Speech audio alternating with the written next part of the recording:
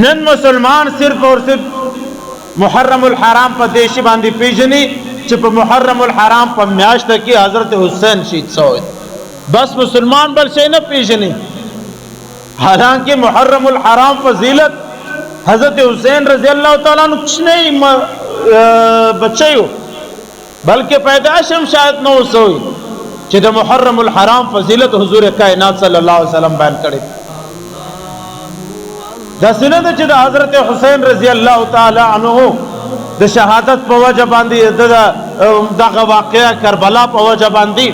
حضرت حسین رضی اللہ تعالی عنہ په وجه باندې محرم نن یو مسلمان محرم الحرام نه پیژني صرف په دغه عنوان پیژني چې حضرت حسین شهید شوی دی نه عزیزانو محرم الحرام د اسلام عظیمه میاشت ده حرمت اور فضیلت اور عظمت والا میاشت ده حضرت حسین ډیر بعد کې شهید شوی دی 61 هجری کې یو شپته هجریانی تیر شوی دی محرم الحرام